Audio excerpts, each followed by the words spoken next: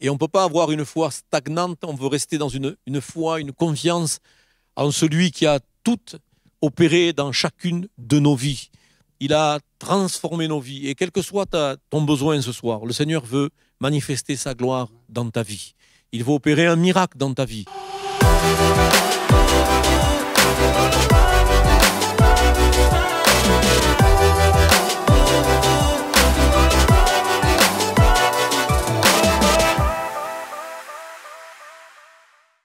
J'aimerais quand même rappeler, on a parlé en introduction de ce moment particulier du prophète Daniel. Et le prophète Daniel, comme le dit la parole de Dieu, 3 fois le jour, il ouvrait sa fenêtre en direction de Jérusalem. Jérusalem, ça évoque beaucoup de choses. Jérusalem, c'est Yerusha, c'est l'héritage.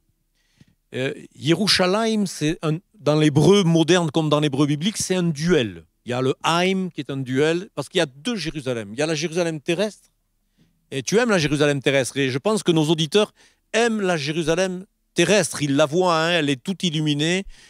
Jérusalem by night. C'est quelque chose d'extraordinaire que de pouvoir se balader dans Jérusalem la nuit et de voir les remparts être éclairés. C'est une ville qui évoque beaucoup de choses.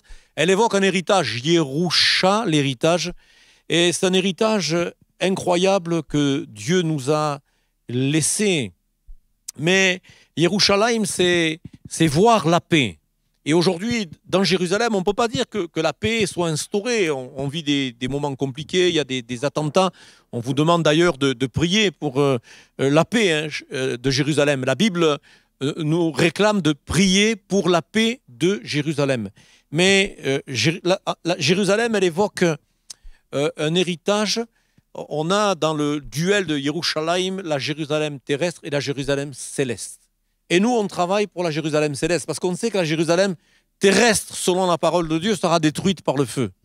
Mais que la Jérusalem céleste, elle n'est pas fabriquée, pas faite de main d'homme, c'est Dieu lui-même qui l'a préparée pour chacun de nous. Et notre prière, c'est qu'on ait cette conviction qu'un jour, nos yeux verront le Seigneur. Ouais. Jérusalem, c'est la paix apparaîtra. La paix apparaîtra dans Zacharie chapitre 12, verset 10.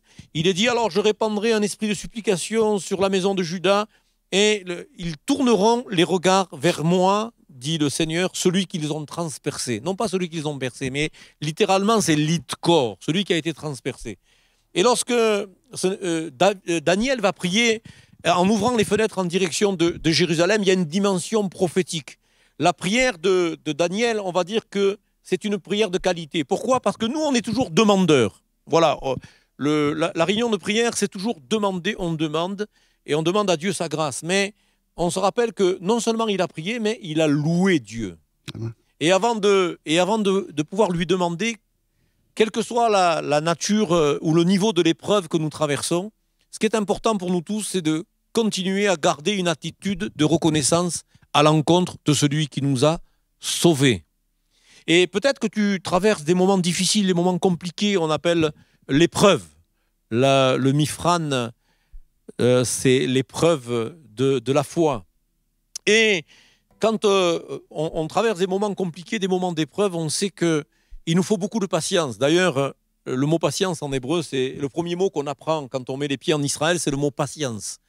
Pourquoi? Parce que tout est compliqué, hein. C'est pas une vie facile ici que nous menons, mais le mot patience, savlanout, vient du verbe lisbol, qui signifie souffrir. Et quand on est dans une attitude de patience, on est souvent dans une attitude de souffrance. Lorsque, quand même, une jeune femme ou un jeune garçon attend celle que Dieu ou celui que Dieu va lui donner, et que ça tarde, on est dans un moment de souffrance, un moment d'épreuve. Et dans ce moment d'épreuve, Dieu nous apprend la patience. Et Daniel, il était en captivité et il a appris la patience. Et malgré la captivité, la Bible nous rappelle que c'était un homme qui avait en lui un esprit supérieur. Et cet esprit supérieur, ce n'était pas le fait qu'il soit plus intelligent que les autres ou plus fort que les autres. Son esprit supérieur venait du fait qu'il était en relation avec son Dieu.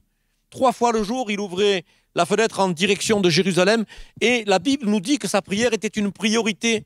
Il se retira dans sa maison.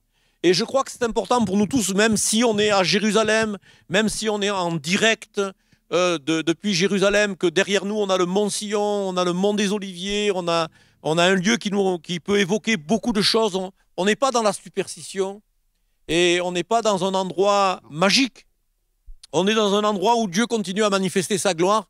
Mais moi qui visite régulièrement l'Afrique, en Afrique, je vois bien plus de miracles qu'à Jérusalem. Et en Afrique, et je bénis le continent africain parce que je suis israélien, mais je suis aussi africain. J'ai un passeport ivoirien, mes enfants ont un passeport ivoirien. Nous aimons le continent africain. Et en Afrique, il y a beaucoup de prodiges, beaucoup de miracles.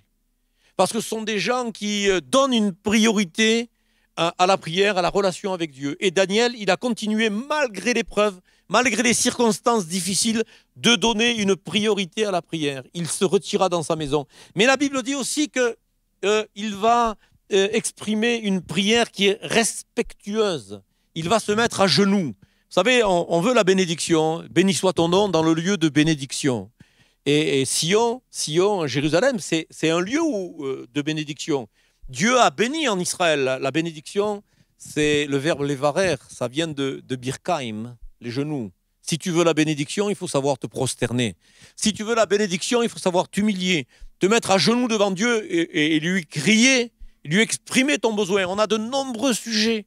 Regardez, on a encore des sujets qui tombent et des bien-aimés qui nous parlent de la culpabilité. Le diable, c'est l'accusateur des frères. Ils sont oppressés, culpabilisés. Ils ont besoin d'être libérés comme on a eu besoin de l'être nous aussi. Et voyez-vous, encore, on continue, on voit de nombreux messages d'Haïti. Hein. La situation est pénible, il y a des kidnappings, il y a des viols, la situation politique est instable, il y a des assassinats, des meurtres, c'est compliqué. Mais voyez-vous, même dans des situations comme celle-là, en Haïti ou partout dans le monde, eh bien, il faut rester dans une relation avec Dieu. Et la prière de Daniel, c'était une priorité, mais c'était aussi une prière respectueuse. La Bible dit qu'il se mettait à genoux. Et je dirais que l'attitude de Daniel, le fait qu'il se mette à genoux, nous apporte une notion de respect, mais nous fait réaliser à nous les hommes que Dieu est plus grand que nous. Dieu est au-dessus de nous. La prière de Daniel, c'était une prière constante. Alors qu'il est en captivité, alors qu'il est loin de Jérusalem, loin de son pays, loin de sa patrie, il va continuer à prier comme il le faisait auparavant. Lorsqu'il était en terre sainte, dans son pays, dans des conditions nettement meilleures, eh bien, il priait son Dieu, mais même dans l'épreuve, il va continuer à le prier. Et puis, c'était la prière de Daniel, une prière de reconnaissance. Cette prière de reconnaissance nous rappelle qu'il louait. Et je crois que c'est bon de pouvoir louer le Seigneur même quand tout va mal dans nos vies. Vous savez, ça peut sembler être paradoxal de louer Dieu dans l'épreuve. Il y a des gens qui peuvent penser qu'on n'est pas des gens normaux. Mais c'est vrai qu'on n'est pas comme les autres, on n'est pas des gens normaux parce que celui qui vit en nous est plus grand. Et nous avons expérimenté celui qui est venu habiter en nous. On donnerait l'impression des fois de ne pas être des gens normaux.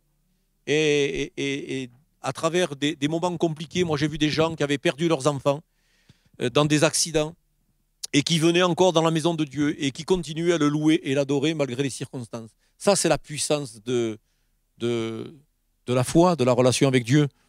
Et puis, la prière de Daniel, c'était une prière de foi. Il avait confiance en son Dieu. Et ça, c'est important parce que la foi, elle nous fait déplacer les montagnes. Hein.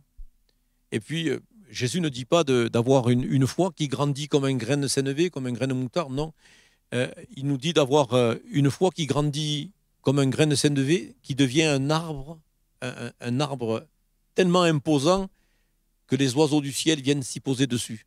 Et on ne peut pas avoir une foi stagnante, on veut rester dans une foi, une confiance en celui qui a tout opéré dans chacune de nos vies.